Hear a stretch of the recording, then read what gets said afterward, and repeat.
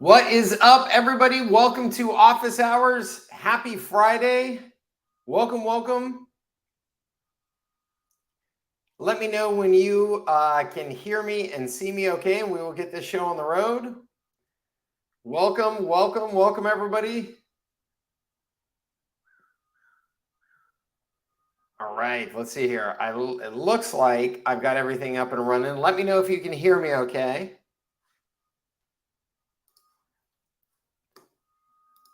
Awesome. All right. Thank you, Mr. Robert Brennan. Thank you very much. Welcome, everybody. Happy Friday.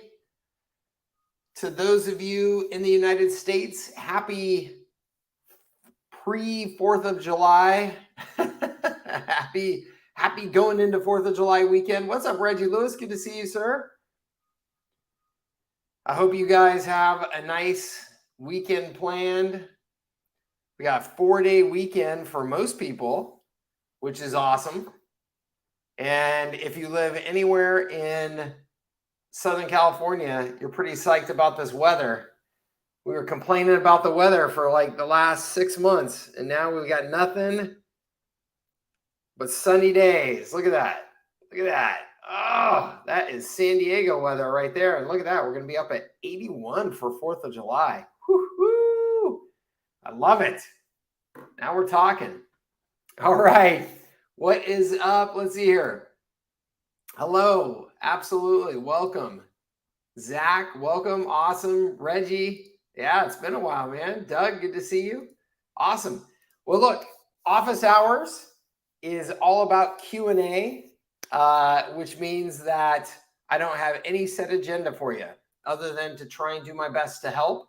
So any questions that you have, if they are questions that are relatively easy to, just kind of type into the comments, then that's fantastic. Just type them into the comments and I'll take them as they come here. Or if you would need to talk about whatever it is that you'd like to discuss or ask, because it's longer, it's more complicated, it needs context, all that good stuff, then please use the link that I just put in there. That will bring you on camera with me and we can have a conversation if you're comfortable with that. Okay. What is up, Brittany? Happy Friday. Great to see you here as always.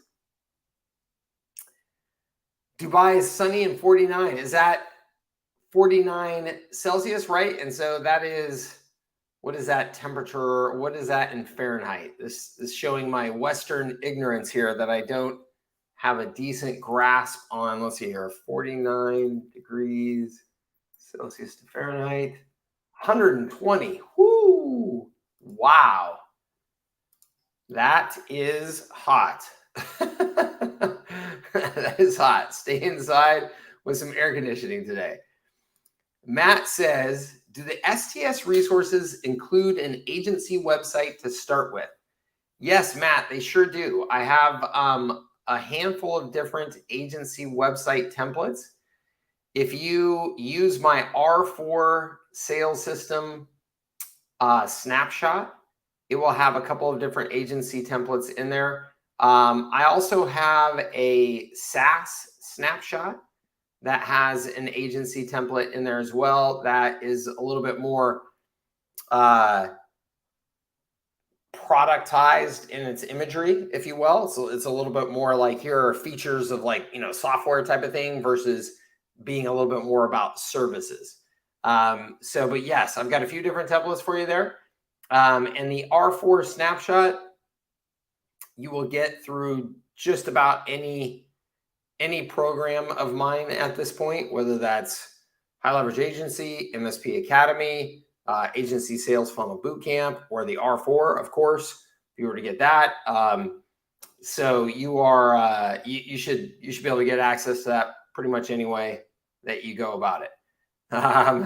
Let's see here. Doug says, I recently uploaded the snapshot for the missed call text tool to one of my sub accounts. Do I just publish everything and it's done? Or is there anything else I need to do? Doug, that is a great question. And that's a great question about snapshots in general. Okay, so let's go ahead and talk about this. So for anybody who isn't aware, because not everybody necessarily on this call is an agency or is working with HighLevel, certainly.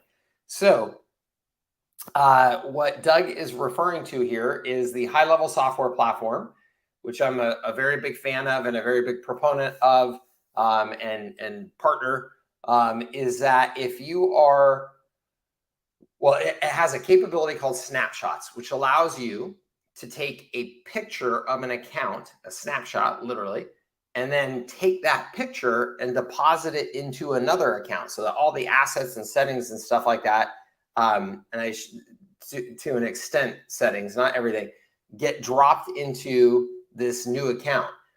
And the brilliant thing about that is, let's say that I have developed a marketing system for plumbers. And I've determined that plumbers should all have these campaigns and these landing pages and these, whatever, all set up.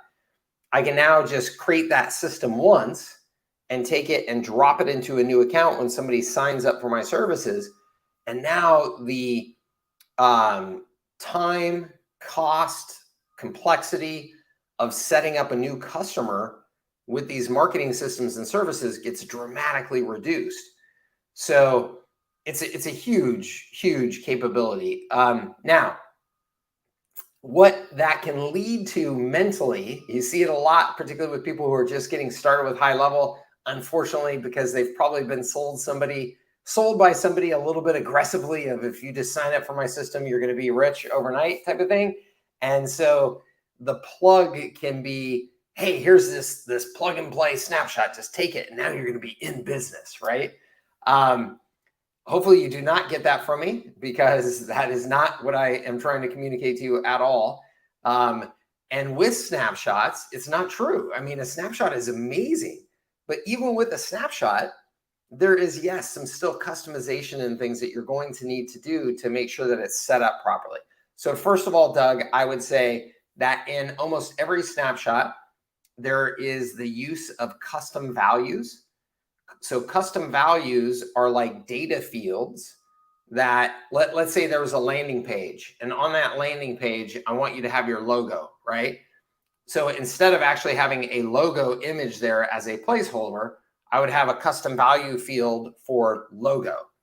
And then what you would do is you would go into the custom values in your account and you put that logo file.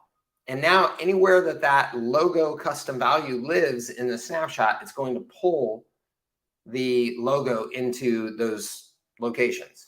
So again, scalability is just incredible with this. So what you want to do is you want to go through and make sure those types of things are all filled in properly and set up properly. Okay. And then the next thing that you would want to do, and the missed call text back in particular, I'm just trying to just off the top of my head spitball a little bit, because that's actually a very, very simple snapshot. I mean, missed call text back is a feature that now is built into HighLevel. It wasn't always like just built into HighLevel natively. You had to kind of configure the workflows and triggers to do it, but now it's built in natively because so many people were using it that they were like, yeah, we should just build this in. So it's actually a very, very simple snapshot. But there's sales assets, marketing assets, and things like that that will be taking advantage of the custom values, I know.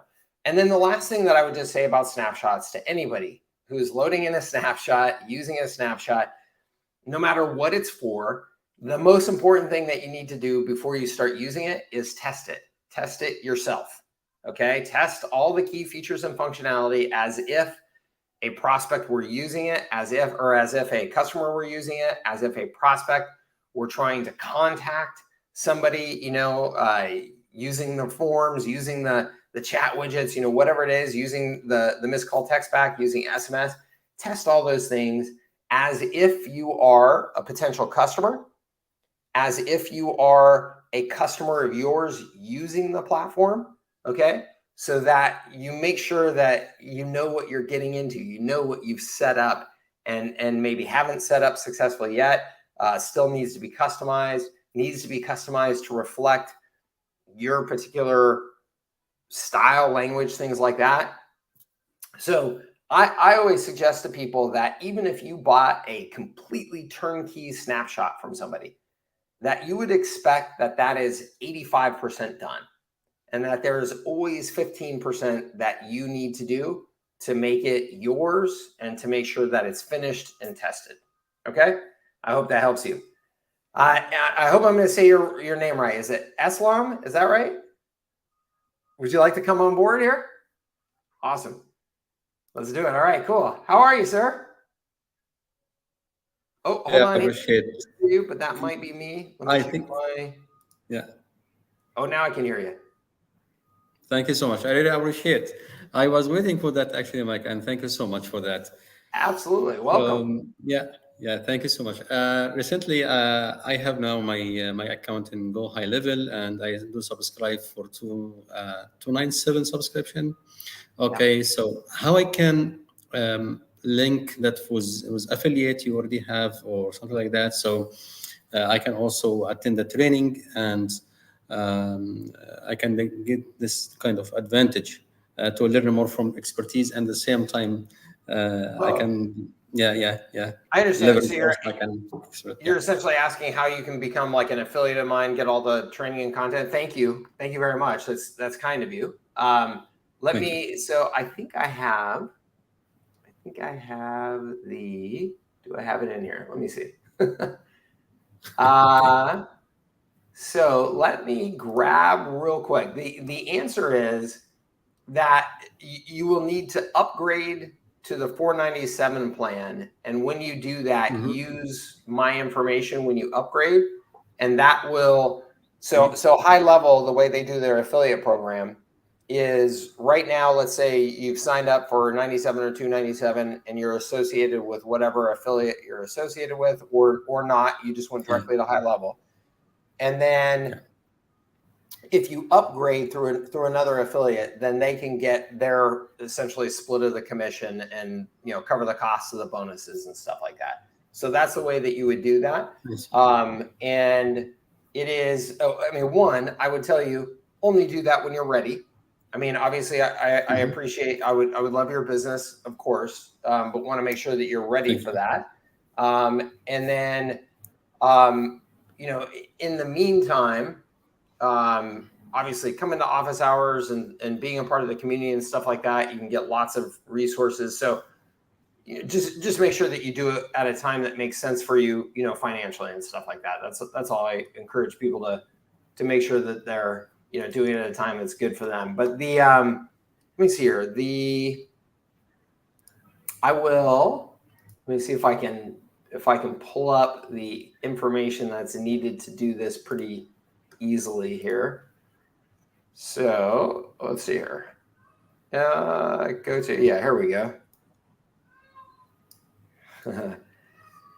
Here we go. 1 second. Let me go ahead and put this in the comments and see how this works. But this is the information that is needed, which is you go to that URL. Okay. So go highlevel.com /SaaS upgrade. And then you'll put in this information. And really, I think it's this last part here, which I know is a bit confusing, but it's that leverage-ventures-inc 90 is the information that you would put in. The other thing that I would say here, because I know that that's a lot, is if you go to my website and go onto the chat, go into the chat widgets there and just chat, hey, can I get your upgrade information for HighLevel SaaS upgrade? We'll get it to you that way too. Yeah, I really appreciate that. Thank you so much for that also. I have another question, please, if you still have time. Thank you so much. Do you think that Go HighLevel, they're going to also integrate with other language like Arabic language or something like that? As I'm here now in Dubai, and I need to announce more and more and more about that. And also I'm going to use Arabic language in the same time. What's your advice, and with whom I can contact also, like, if I need to go through direct to Go HighLevel team, if they need some help about that kind of translation maybe, or how we can cooperate with them, or even also how I can start by my own self, and at the same time I can refer with my affiliate about Go HighLevel in Arabic language. So do you have any information from that, please? Yeah, well, so what I do know is that HighLevel is aggressively working on language translation around the world. So I would expect that you will see that you will have the ability to have, Arabic, and just about any other languages available in the system here very, very quickly. And then the other thing is that I would make sure, so the way that HighLevel operates is they do everything based on everything based on what people are requesting in the system. And so this is the HighLevel ideas list. I don't know if you're familiar with this, but you get access. Yes. Yeah, you get access to that inside of your agency level. This is how they base almost all of their development decisions, is what's being voted on in here. So just making sure that you're being active in here and active in the community, HighLevel's Facebook group and stuff like that, I think are your best bet. But I do believe that language translation is imminent. Like from what I've heard, they are aggressively working on it and planning on rolling it out here very soon. Yeah. That will good also very good sign for that. Yeah, because a lot of people also from Middle East, I like to join for sure, and it's kind of revolution also at the same time. Yeah, they definitely. I mean, they have people all around the globe that are trying to become members of the community and actively use the service. So I think they're super aware of it, and they're going to be pushing hard. So yeah. So I really appreciate it. Thank you so much also for your time. Thank you so much for very much. Yeah, for accepting me. Yeah, thank you. And thank you for calling from Dubai. That's so awesome. Yeah. I love it. Thank you. Thank you, sir. Have a good day. Have a good day. You too. Bye-bye. All right, let's see here. Back to the questions here. Reggie says 99 degrees in the shade here. Woo. Answer that one. If you were starting over with HighLevel, what would you use to set up your system? Google, any other programs, etc.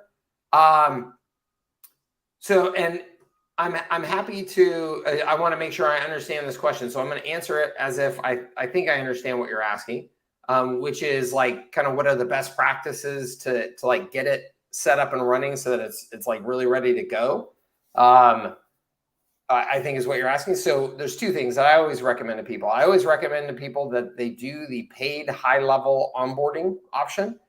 So HighLevel has that onboarding option. I can't even remember how much it is. It's like $297 or something like that, where they will go through and set things up with you and walk you through, a bunch of things, and just kind of make sure that it's technically configured properly to work for you and that the basics are all set up. I highly recommend that people do that, just because it can compress the time needed to get up and going, right? And then the second is I really highly recommend that you go through my agency sales funnel bootcamp and use my R4 snapshot, okay? And let me explain why I say that I recommend this as the next step, okay? In order to go from purchasing HighLevel to selling and bringing on customers and servicing customers, okay? There's a handful of things that need to happen. One, you just need to get the basics of the system working. Two, you need to get your own sales process and stuff set up, right?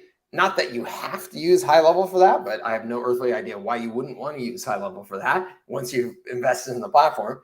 And then three, you need to have some degree of confidence and understanding and capability of the system to be able to sell it and deliver services with it.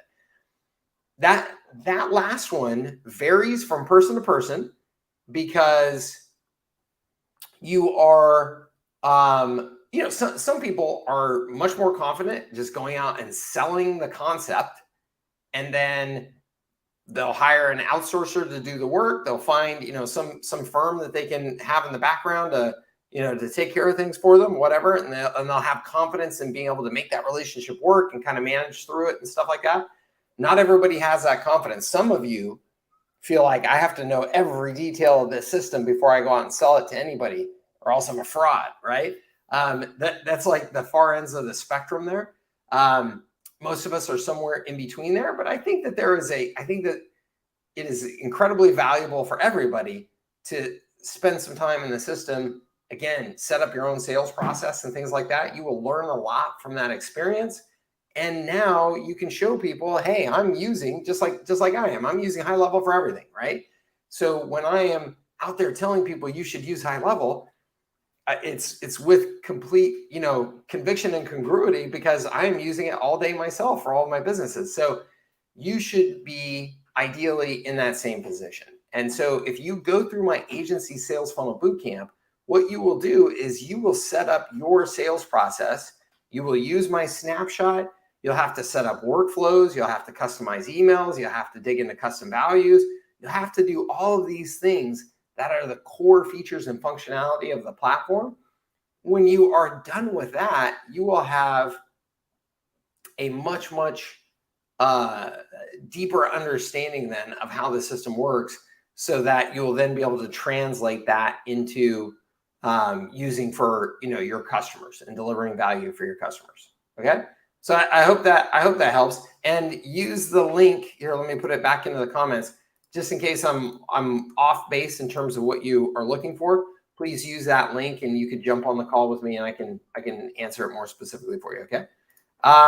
Jason says, hey, what's up, Jason? For my Facebook ad for free website design, which you did a very, very nice job, by the way, should I use open targeting even when my target is construction business owners in the tri-state area? Okay, so this is a great question. This is a question that has been coming up frequently here, because people have been going through my advertising training for local agencies.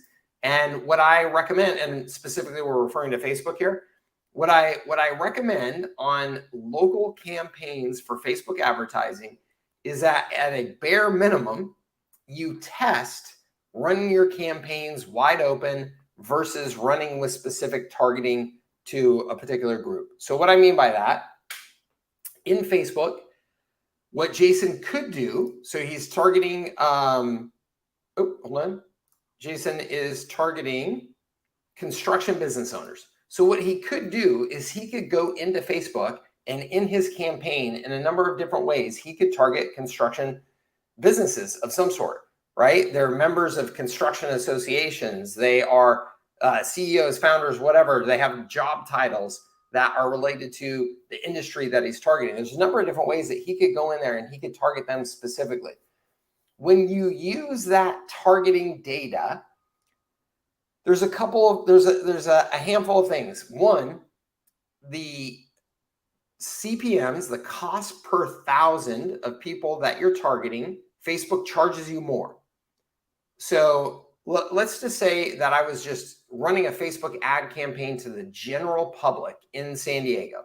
Okay, I could be getting charged $5, $6, $7 CPMs. Okay, if I were choosing really specific targeting in the San Diego area for somebody that's pretty high value and a limited audience, plastic surgeons or something like that, I could be getting charged into the hundreds of dollars in CPMs, $125 CPMs, $150 CPMs. Okay. Part of that is because I'm just targeting a very, very small number of people. Part of that is because it's a high value group of people. And so I'm sure Facebook says, hey, we're going to charge you more for targeting those people. 3, it is competition, right? So who else is targeting those people? So Facebook can now say, oh, you're really trying to target this audience. So are these other people. We're going to bid up rates, right? So supply and demand, all that type of stuff comes into play in terms of how you're getting priced. And that can really then impact, let's say that ad gets a 5% click-through rate at $150 CPMs versus getting a 3% click-through rate at $7 CPMs, or 2% click-through rate at $7 CPMs, right? The math can really work out in your favor if you just run that campaign wide open. So don't do the targeting based on construction. Don't do the targeting based on job titles. Just do the targeting based on the geographic area that you're targeting. And then, generally just like some high-level demographic details. Like I only want to target people who are age 25 to 60 or, whatever, something like that. I always recommend that you test those two things. And so in your ads, it should be obvious, but let's make sure that I don't want to assume anything. In your ad, you need to make sure that you are clearly calling out who the ad is for. Otherwise, the right people are never going to know to click on it. And if the right people don't click on it, then Facebook's not going to be able to identify, oh, those are the people I should be showing the ad to. Okay? So in local, I have found relatively consistently that my best bet is to run ads that are open and just use the ad itself to make sure that the ad very clearly calls the attention of the right audience, and then let the Facebook algorithm do its job, which is it will say, oh, people that fit this description are clicking on that ad. Let's show it to more people that fit that description. And the algorithm will do that work for you. Okay? But this is a test. It is absolutely a test. Anything in paid advertising, anything that I tell you, anything that anybody else tells you, that some advertising guru tells you or whatever, right? Test. That is the only answer. That is the only real answer. Okay? So Jason, that is my recommendation, is that you do test those things, because it can be a big difference. It can be a big difference. Okay? And then Jason says, also for free website design offer, how do you handle site updates and maintenance? My job or the business owner included in the hosting fee? ? So Jason, what I have done is that I have said that there are, so I've just outlined specifically that there are certain things that will fall into the realm of updates that are included. And some of this is marketing that you want to be pitching that it's included, right? We're always doing all the security updates for the hosting environment and, updates to the platform and all that type of stuff. Like, you want to be saying, hey, all of that is included in the updates that are automatically done as a part of our service, because that's then selling the value of why they're with you. And then there's actual content updates, okay? So content updates, what I have done in the past is I have said that there is essentially credit. So like for every month, there's like an up to an hour of credit for content updates on the site for existing pages and existing content. So what that means, and it starts to get in a little bit of a gray area, and so it depends on how much you want to like kind of, get all nitty-gritty about this with your customer. I tend to err on the side of, let's just keep this easy for everybody and keep it an easy customer service experience. But if you have a page and Jason has got your picture on it and you're like, hey man, I just got new pictures taken, I would like to swap out the old picture with a new picture. Awesome. Send us a new picture. We'll take care of that for you, Jason. It's an excellent service. You can have somebody on the back end working for you that's, VA, that you just teach them how to, hey, when these tickets come in, you do the update, right? Like, just super, super simple, costs you almost nothing, provides a really, really nice service that a lot of small businesses go, oh, this is awesome, right? These guys just take care of this stuff for me. Then there's the kind of updates where somebody comes to you and goes, oh, I would like to add 3 new pages to my site. And then usually in that case, where it's net additions to the site or it's significant functionality changes to the site, so we want to add an e-commerce component to it, things like that, then that is when we have a quotable event where we say, hey, look, we'll do that for you, but it's X dollars, that type of thing. Okay, so that is the way that I have always treated that, and it's worked just fine. And I very, very rarely have to have any sort of conversation with somebody to, hey, come on, man, that's not, doesn't fall into the updates type of thing. I would. We've got. Sorry, we've got some people spamming the comments here. I'm gonna kick out. So that's the way that I've handled it, Jason, and that's the way that I would recommend it. Okay, awesome, Doug. Good. Zach, I see you back there, sir. Are you ready to come on board? Just give me a wave if you're ready. If you can hear me and you're good. All right, awesome. How you doing, sir? Good, good. Awesome. How can I help you? One complaint I have, I'm at the the $97 plan, and I've tried to get up to the $299 because I'm not quite ready for the $499, and I cannot get you. They won't let me do your affiliate for the $299. I know. It's super frustrating. For whatever reason, that is their exception in their affiliate program right now, where they do not do any commissions when you go from 97 to 297. They don't do any affiliate commissions or affiliate recognition at that level for whatever reason. It wasn't even a real deliberate choice, and I have been harassing Sean at HighLevel to fix it, and I know that they are deep into discussions on fixing it at this point because they have so many customers.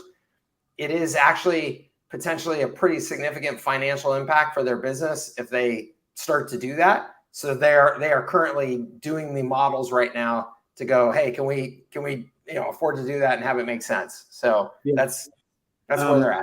Let me ask you, while we're just talking about that real quick, if I jump from the 97 to the 499, do you get, is there a change as far as the commission from like me just going from 299 to 499? So either way, 499. Either way, I will get, if you upgrade to the 497 plan, to the pro plan through me, I will get a split commission on that. And so the exact amount of that commission is determined by it's determined by a couple of different variables. Was there an existing affiliate already getting commission, and I think it's determined then by, did you come from 97 to the 497 or 297 to the 497? I think that makes a difference in that case as well. I think, actually, I'm not even 100% sure on that, but I wanted to go to 299 because I'm not quite ready for the 499. Yeah. That's why I've been kind of holding off on doing anything. Oh no, you should definitely do that. I appreciate if you're thinking about me. I mean, that's very, very kind of you. But please do not let that hold up your progress. Please go upgrade to the 297 if you're ready to do that. Get in there, dig in, learn it, so that you can get everything set up and running. And then when you're ready to go to 497, awesome. If at that point you can upgrade through me, I would love it and appreciate it. But please don't let it hold up your progress for sure. Okay. The original question that I have though is, if you are starting all over, signed up at HighLevel, there's some things that you need additional, I guess, other than HighLevel, like where are you getting your domain sites? Do you need to have storage, or do you use Dropbox, or what would you recommend to get everything set up and say, this is what I would do? I understand. And so you're asking from like an overall kind of business perspective, like I'm setting up like my agency from scratch and I right. And other than HighLevel, I'm going to need storage, or I'm going to need, do I go with a website company like GoDaddy, or do I just go with Google and get the domain names and the emails and stuff like that? What would do you have a recommendation? Cool. Yeah. So the most important thing that you'll need, in addition to HighLevel and what HighLevel can do for you, is simply a domain and hosting of that domain. And so you can do that through any number of providers. So GoDaddy obviously is a very well-known one. Namecheap.com, I believe, is the other one that's like a very popular, very big one. But any of those major domain registration and hosting platforms will do just fine for you. So what about like emails where you have to have a certain amount of storage for each email? Well, so there's a couple of different things. So one, what I would personally recommend is that you then just sign up for the Google workspace platform or whatever it is, so that you can then take that domain and do Zach at zacksmarketing.com, so you can actually customize the email address and stuff like that. And then I would recommend that you sign up for the Google Business Suite and use that your email and for your calendar and things like that it includes. And then also use Google Drive that comes with that as well, that you can store then all your documents, any photos, any of that type of stuff. That's the platform I've used for, I don't know. I mean, since it's been around, I've been using it for a dozen years or something like that anyway. And it's, it's through Google. So the storage is super, super cheap. It's very searchable, all that type of stuff. So I just find it's easy to use. And then through HighLevel, you will actually be setting up the email that you'll be using through HighLevel. So HighLevel sends and receives emails separately from what you're doing with Google that are specific to the sales process and the marketing process that you're doing inside of HighLevel. So you'll set that up with HighLevel. And then what I recommend is that you use their lead connector service. So HighLevel has set up essentially their own service for email, for SMS, and for calls called Lead Connector. And that's like the easiest way to just get up and running. And then it's a direct relationship with HighLevel. So when you need support and stuff like that, you just go through them.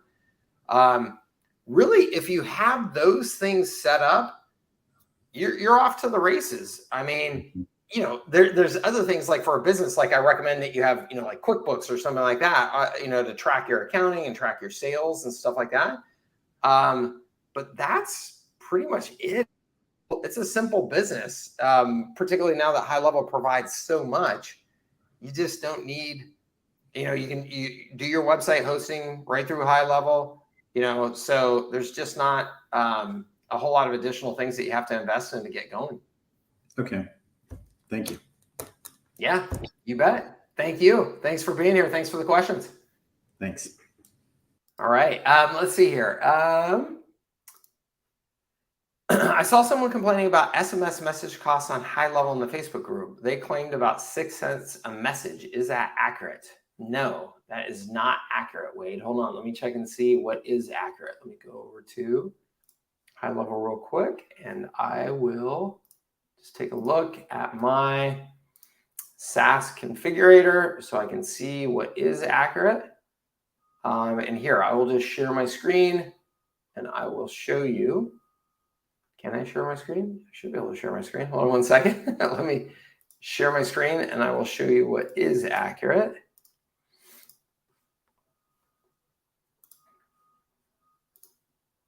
Okay, so this is inside of the SaaS configurator. Text messages, you can see here 0.0079 cents per segment. Okay, so this is what is charged to me as the service provider. And then right here, you can see I can control my markup just by sliding this little thing right here. And you can see all the numbers are changing there on my screen to show you how much then you're charging your customer and how much your margins are. So at a 4-time markup, I would be charging the customer 3 cents per segment. And segments are something that it's a little bit confusing. It's important to understand. And so maybe that person that you were hearing from when they were saying 6 cents per message, maybe they're sending messages that have a lot of segments. Maybe they're like including, I don't know, something more sophisticated or something in that message that is then expanding the price. But that has nothing to do with the fact that you're using HighLevel. Okay, there's confusion about this. Like HighLevel is just passing along the cost and the cost structure of the major back-end service providers that they're using. Essentially, every SMS platform has to work within those parameters. So how you then mark that up and charge to your customer and what you communicate to your customer about that, that's up to you. But what this is saying is one segment is equal to an SMS of 160 characters. And then you can press on this and get all kinds of details about how that actually works and all the nitty gritty. I don't worry about that at all. If you just see here, this is, 3 cents, essentially a segment that you're charging to your customer. You're only getting charged a fraction of a penny. Okay. So if you go to, let's go to like, what is it? Easy Text. I think it's Easy Text is one that I like to take a look at to, just because these guys are like a bulk, you know, they've been around for a long time. So let me go here. This is the Easy Texting pricing website. These guys are, you know, again, they've been around a long time. They're doing things at big scale. And so you can kind of see how they're pricing stuff. So you can see right here, they're doing a cost per message at this plan of 2.25 cents per message. Okay. And yeah, that's if you're paying them $60 a month, but you're billing annually. So you're prepaying $720. You're getting 2.25 cents per message. Now, again, I don't know. We'd have to go through the fine print here to see, do they actually have any, you know, fine print about, well, a message is actually 160 characters. And if you go over that, you know, it's considered 2 messages and we charge you more or anything like that. I don't know. But it just gives you a sense of, okay, this is what, you know, a major SMS carrier that all they do is sell SMS. This is what they're charging. Now, I am not saying that you need to match their prices because you are offering tremendously more valuable, you know, of a service than just SMS. And so you would never want to compare yourself directly just to their pricing. But if you wanted to, you can see right here, I'm at 3 cents, and that's with the 4x markup. So if I wanted to get down to 2 cents and directly match them, you know, that's a 3 times markup. Still darn good margin, right? It's still 67%. No, that's, excuse me, 3 times markup would be 75% margin. So versus an 80% margin, right? So you are, you know, you're still, you know, doing very, very well, and you're only charging them 2 cents a segment. So you can handle that however you want. You have total flexibility in this system, but no, it is not anywhere near accurate to say that, you know, just in general, you're getting charged 6 cents a message. Okay, hope that helps you. Eslam says, AdRoll or Upex, it can be used to launch a retargeting advertising campaign, and how can I integrate these tools with Go High Level? Yes, I'm a big fan of Upex. And I give you if anybody wants to sign up Upex through me, they are similar to HighLevel for me in that I include bonuses because I'm a big fan of the platform. And if you go to, you can go to servicesthatscale.com/Upex, and you will see what I have there. I have a bunch of ad templates, and I'm actually about to add a little bit late. I was hoping to get it done today, but I'm not going to get it done today. I'm going to be adding a whole bunch more additional agency templates in there. So you can go to Upex or servicesthatscale.com/Upex, and you'll hear me explain why I'm a big fan of it. You'll hear me interview the founder of it. I am a huge fan of Upex. If you are offering any sort of ad services to small businesses, it makes it very simple, very template driven. You can set up and use your retargeting audiences like you're talking about through the platform. The setup of the retargeting audience actually happens through Facebook, but the access to the retargeting audience in Upex, you can target, you know, whoever you or whichever audiences that you want to very simply in there. It's a fantastic platform. I'm a huge fan. AdRoll, I have not used AdRoll in a long time, so I cannot give you a decent comparison there. All I can tell you is that Upex is specifically focused on us, on agencies working with small businesses to deliver services to them as effectively and profitably as possible. That is not AdRoll's entire focus. I'm a big believer in choose the company that is entirely focused on making your model work, just like HighLevel is with agencies. Danny says, if I wanted to do a very low intro offer to build up a list of people who can later upgrade, what would be a good high-level service to provide? Needs to be easy setup. Danny, I actually have a YouTube video. If you go to my YouTube channel and go to my here, let me find, I'm sure I can find the video for you real quick here. I have a YouTube video that explains the 4 services that I recommend that people start with because of exactly what you are referring to. They need to be simple to set up. They need to be something that you can offer at a low enough price and that you can get momentum with quickly. So you want to be able to get some sort of impact and let your customers see the value of the actual service quickly, so they know, hey, I want to stick with this and I want to continue with your services, and then of course hopefully upgrade as well. So here, I found it. Let me go ahead and give it to you. It is, and I'll just share my screen here so you can see what I'm referring to. It is this one right here, Go High Level tutorial. Let me share my, there we go. 4 best high-level services to start a digital marketing agency fast. So I think that's exactly what you're looking for, Danny. Here's the URL to that YouTube video. I just put it in the comments. And yes, there are a handful of services that really lend themselves well to, you can get them up and running quickly, cheaply. You don't have to charge very much, and they will start delivering value almost immediately, which is really what you're looking for. Okay, that combination. Okay, so Danny, that should help you. That video should help you. Certainly let me know any questions. You can comment on that video, and I'm always keeping my eye on the comments, and we'll respond to your comment there as well if you have any questions. Okay, and of course, you're always welcome to come back here. Oh, awesome, Jason. Thank you. I appreciate it. Let's see here.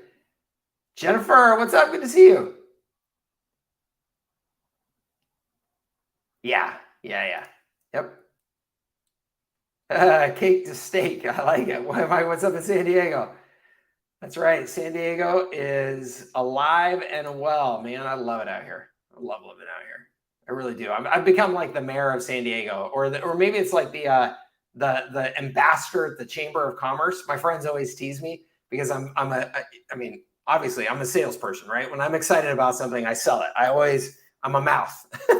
So if I'm excited about something, I'm telling everybody. And my friends always tease me, Mike, you should be like the ambassador for the Chamber of Commerce in San Diego, because I do sell it. If we decide on the 297 program, I understand we don't get to profit off the SMS and email, but do we have to pay out of pocket if the client uses too much? Can we limit them? Yeah, so you can rebill at 297. I think Brittany says, Danny, you can rebill at that level, but not much markup. Exactly. So Danny, you can get started with rebilling now at 297, which is an awesome change that HighLevel made. So you can, you can absolutely mark up at that 297 level now. You're just going to be limited in your markup. So start there and then upgrade to 497. As soon as you have some customers using it, the math will tell you it's time to upgrade to the 497, because the margin that you'll be making will be, significantly more. Okay. Am I open to JV opportunities? Yeah, sure. If it's a good fit for, my customers, and I am behind, it's a product or service I'm willing to get behind, absolutely. Let me know. Can you do it all from within Opex, or still have to manage certain features from within Facebook? It's a good question, and that's a scary avatar, man. So within Opex, you cannot do it all, unfortunately. So, and I say unfortunately because there are types of campaigns that I like to run that you can't set up through Opex yet. So Opex is really, really designed right now for doing conversion-focused campaigns. So, leads and it's really focused on like lead generation, I think is like really its best thing. So let's say you wanted to just promote a blog post, which is something I do all the time. I create a blog post and then I promote it using Facebook ads to make sure it's getting out there, right? you can't do that with Upex yet. So you can't do like content promotion campaigns through Upex. So I still do those through the Facebook ad management platform. So that's a bummer. I harassed them about that. I don't know what their plans are to add those capabilities anytime soon, because they are focused on more of like a lead generation campaign. Otherwise, if you have, let's say you have a small business, they've got their Facebook ad account set up. You can use Upex to integrate with their account. Any audiences that they have set up in there, you can do, you'll have access to all that type of stuff. And then you're going to be able to set up Facebook lead forms. You're going to be able to set up your campaigns, set up your ads, do, multiple ads per ad set. Like you can do all of that through Upex, and, and really like, just have like a super simple like approach to setting up campaigns and managing campaigns for them. And you can, I'm sorry, just to be clear, you can set up custom audiences from within Upex as well. So even if they don't have the audiences created yet, you do not have to go into their Facebook ad account to set up those audiences. You can do that through Upex. So you really, you can do most things. And what I would highly recommend, is that if you are doing this for small businesses, right, which is really what you should be. I mean, if you're doing Upex, it's really for small business Facebook ad management. You should define your services based off of the limitations of Upex. Okay, it is. In other words, what I'm saying is that if you are doing Facebook ad management for small businesses, it is probably a bad model right now, because small businesses cannot pay you enough for that service. It's not a good model. So Upex gives you a good model. If you try to go outside of what Upex can do, you're probably going to end up with a bad model again. So it's much better to just live with the constraints of Upex and say, I'm going to define my services based off of what I can do with this system, because then it's going to be a good service. Can I offer everything to everybody? No. Can I offer every capability of Facebook advertising to my customers? No. And just accept that, because then you're going to have a much better model. Okay. Matt says, I'm planning to focus on my local market. I like to avoid using my home address. I have a virtual mailbox, but it's in a distant city. What do you recommend? A PO box might not get verified in Google My Business. I would recommend that you get a co-working space in your local market. A co-working space that will let you, use their address as an address. That would be my recommendation. Because then it's an actual building, it's an actual, piece of real estate, that type of thing. How do you recommend doing prospecting? Cold emails, sales calls, or low enough price to automate sales?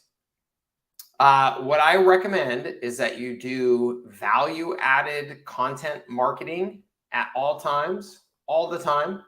So putting out good content, blog posts, doing webinars, doing YouTube videos, social posts, that should be 90% of your approach.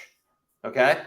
Now, if you say, hey, I will do that, but I also want to, I got time, man. I want to sit down and just do some good old brute force prospecting. Cold email is super affordable and super scalable. And it can be effective. I say it can be because obviously people get a lot of junk email now, and a lot of people just ignore it. So it's not what it used to be, but it still can be effective. So I would do that. My next favorite thing would actually be doing essentially, let's assume that you're doing content marketing, which in local, I would include doing lunch and learns, like live events, as part of your content marketing. So I would be trying to do like some sort of lunch and learn networking event where I'm inviting people in to learn about X, Y, and Z and presenting to them. Okay. So if you're doing those things, cold email would be next. And then I would say doing some sort of creative direct mail would be next. In terms of effectiveness, it's very effective. It does cost money. So then after that, I would say doing cold calling. Cold calling is the, doesn't cost any money, but it's a terrible use of your time. And it is something that people hate to do. And it is something that people hate to be on the receiving end of. So does it work? Yes. I built multiple businesses doing cold calling. It was a cold calling machine, had teams of cold calling people working for me. So I speak from absolute experience and authority. Yes, it can work. It is an incredible grind, and it is completely outdated for today's world. Okay. As an example, I run multiple businesses. I do not have a business phone. There is no office phones. There's my cell phone, right? If you call me and I do not immediately recognize who you are, how you got to me, all that stuff, I do not pick up the phone. I make it incredibly hard to reach me. That is more and more the case, right? So that is the last option that I recommend, but that's the order that I would go in, okay? And a lot of this depends on your budget. If you don't have the budget to do any direct mail, then you go content marketing, email marketing, cold calling. That's your order, okay? I've heard a little about the new carrier rules that require SMS campaign registration. Yes, we can't control the timeline of that. Correct. How does that change the SES starter advice around text messages? It doesn't change it. What I would just say is that as soon as you fire up the service, you immediately do that registration process. And just have that be like a cookie cutter thing that you've just figured out. Here's exactly what we do and exactly what we send them and all that good stuff. That's it. I mean, it just is what it is. So, and at least as of right now, Matt, it's not that the number like won't work. It's that what they will do is if the number is unregistered, they will start constraining the deliverability on it. They'll say, hey, why aren't you registering that number? We're going to start, constraining the deliverability. So if you fire up a new customer, fire up a new number, immediately register it, my expectation is that you're going to be in decent shape. Okay. You can just email help@servicesthatscale.com. Okay. help@servicesthatscale.com. Let's see here. Did I understand that you're going to upgrade your media program this summer? There's San Diego. Yes, Reggie, that is absolutely on the table here. There are still some specifics I'm deciding on that, but yes, that is coming. Who do you recommend for webinar services? I think you mean just for a webinar platform, like to use like as a webinar platform. So right now I'm using this is StreamYard. StreamYard actually has a webinar capability to it now as well. I think it's just fine. I should say it's more than just fine. I actually really like the streaming aspect because then this video is now immediately published to all kinds of different sources, right? I can publish to YouTube, Facebook, all that type of stuff automatically. And it's immediately available versus with most webinar platforms, you have to wait for the recording to process, download the recording, upload it to wherever you want to share it. It just adds, those video files. If you're doing a 90-minute webinar, video files get huge and it can just add a bunch of time to the whole process, which stinks. So I'm a big fan of using like a live streaming platform like this. Demio is a service that I've used for years that I'm still a fan of. Demio. And good old Zoom, this is a decent one. The thing I don't like about Zoom is that they really, the video quality, unless you're paying for like their highest level plans, the video quality sucks on their recordings. So you really do lose, in my opinion, you lose the ability to use that footage for like good quality replays, repurposing, things like that, because it's just not, it's not like real good HD footage. So, so anyway, StreamYard is what I'm using for this call, and they have a webinar capability. I'm a big fan of the platform. Loom for recorded webinars. I don't even know that. Can you do webinars with Loom? I don't even, I'm not familiar with anything related to webinars with Loom. I love Loom, but I just use it for, you know, shooting videos and sharing with my team and stuff like that. Demio will do recorder webinars for sure really well. It's built around being a webinar platform for marketers. So I'm a big fan of theirs. Yeah, those are probably the ones I recommend.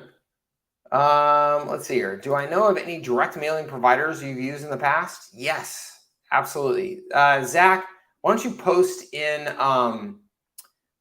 Circle or the Facebook group, and I'll get you the name of a couple of different businesses, because I can't think of them off the top of my head. But yes, I have one that I've used over and over and over again for, gosh, I mean, probably coming up on 20 years, literally. And then another one who more recent, but I'm a big fan of. So I'll get you both their names. All right, let's see here. That looks like the end of questions in the comments that I see. So fire them in if you have more questions, and I will do my best to answer them. Otherwise, we'll end up hopping off here and getting you guys back to your Friday and your weekend. And again, for those of you here in the United States, or for American citizens who maybe are not in the United States currently, but maybe you're still celebrating 4th of July, we've got our fun weekend ahead. I think that San Diego, here I am again, ambassador to the Chamber of Commerce of San Diego here. I think that San Diego has got to be one of the best places in the world to celebrate 4th of July, because we've got the weather, we've got the beach, we've got the military community here. It just like all comes together really, really well. It's a really, really nice 4th of July experience here.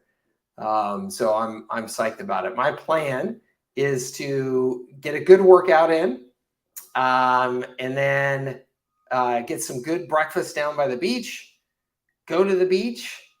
As soon as I feel like I'm cooking, go walk up to one of the great restaurants, have lunch, maybe have a beer or something like that, go back to the beach and repeat until fireworks come on. That's my plan. And my kids will be down there, the whole time as well. So it's a fun day. Thanks again for finishing the courses and digging in this weekend. All your stuff, I'm an affiliate, said I would go high level. So I have more questions. Awesome. I love it. Thank you very much. Thanks for your business, and absolutely come around and let me know any way I can help you. Doug says, I created individual sites for a few products for fun. Would it be a good idea to run individual campaigns to all of them and upsell later, or just do bundles or all? Okay, that's a good question. So I am a big fan of having a single simple offer that you use to get your foot in the door. So if you have a single thing, a free website, missed call, text back, whatever it is, market just that one thing, because it's about simplicity, right? We want people to easily understand what the heck we're talking about, what the benefit is. And as soon as you start mixing a bunch of things together, that gets more sophisticated, and that's where your sales process tends to have to get more involved, okay? So I'm a big fan for marketing. Okay, you want to sell the simplest damn thing that you possibly can, or promote. You want to market the simplest thing that you can. For sales, then sales is higher cost. Sales means, I'm a human being typically interacting with another human being. That means I have to earn commission, salary, benefits, all that type of stuff. So typically in sales, you have to then have a higher cost and oftentimes more than sophisticated product, right, to offer. So I will give you, so anybody who has gone through my high leverage agency program should know by now that I believe that you should be selling a system as a service, okay? A system as a service. What is a system? It is the more complete, complex version of what we're talking about. It is the tool. It is marketing campaigns. It is marketing assets such as web pages, landing pages, things like that. It is your services, your knowledge, your expertise, all of those things together to create a complete marketing system for your customer. Okay, that's more complex. That's more sophisticated. That's where you're bringing all these capabilities in. I believe that you should always ultimately be selling the system. Here's what I mean by that, is that let's say that I market missed call text back and I get you into the missed call text back. You've acknowledged, oh yeah, that's a service I need, that's a benefit I need, that type of thing, and you sign up for that. I should then be selling the system as an upsell, right? Ultimately, maybe not right away, but ultimately that's what I then should be selling to make more money, to provide more value to the customer, all that stuff. So just from a business model perspective, great, sell that thing next so that you're making more recurring revenue, you're delivering more value, right?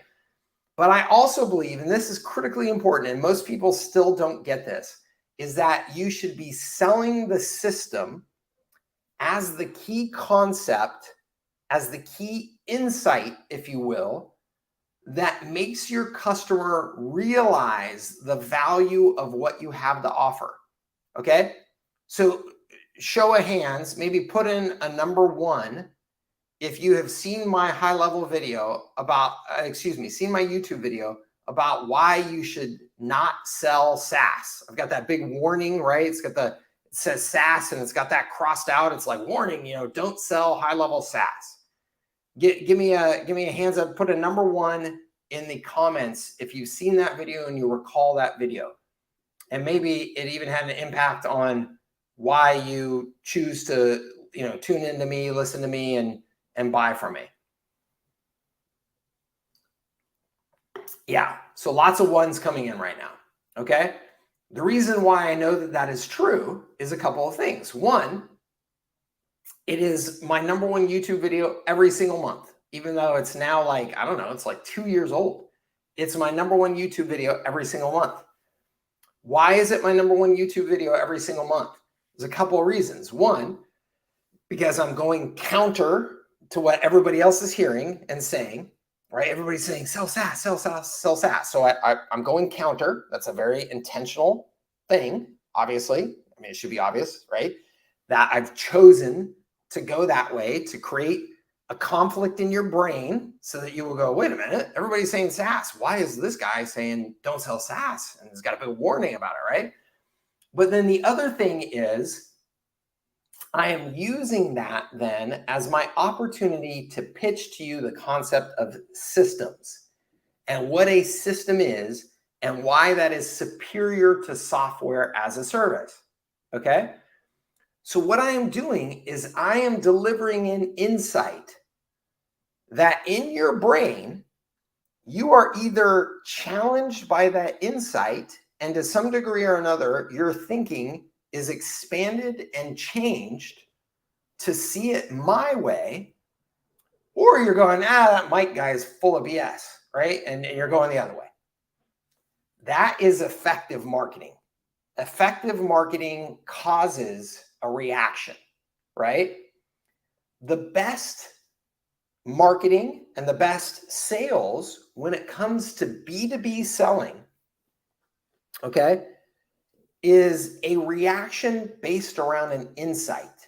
It's based around getting you to think differently about your business.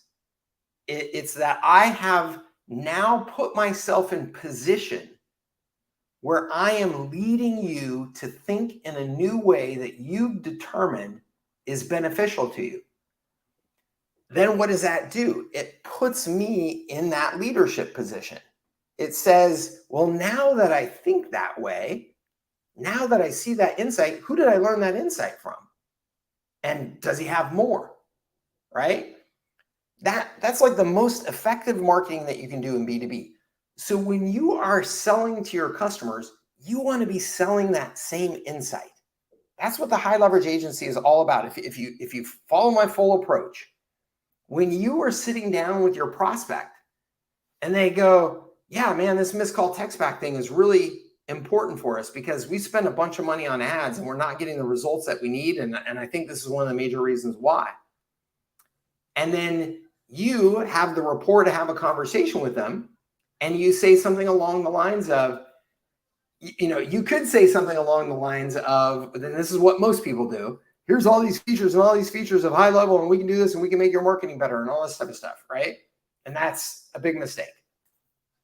Another big mistake in most cases is, here's all this software with all these awesome features and stuff, and you could do it, Mr. Customer. If you just had all these amazing tools, you could fix all your marketing. That's usually a big mistake too, because small businesses don't want to spend all that time learning all that stuff and trying to fix their marketing.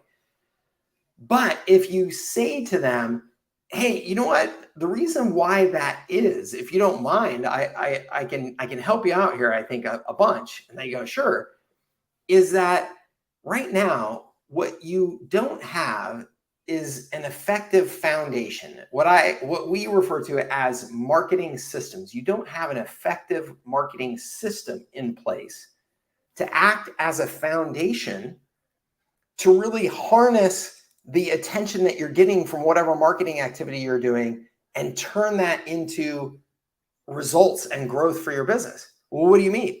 Well, you can spend all the money you want on advertising.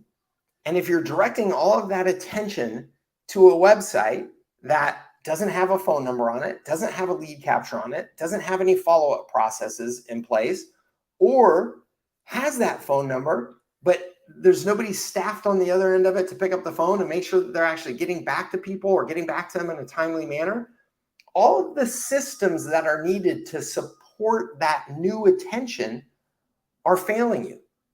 And no matter how much money you spend on that advertising, and no matter how effective that advertising is, do you see why if you don't have the system in place to then take advantage of it, you're just turning the treadmill even faster and on a steeper incline, and you're working harder, but you don't have the foundation to take care of it. And that business owner, that has to make sense to them, right? It has to make sense to them. If it doesn't, you should probably just walk away. If it doesn't make sense that they need that foundation in place to take advantage of all that. Well, look, gang, 99.5% of small businesses do not have that foundational system in place. Period, end of sentence. That is truth.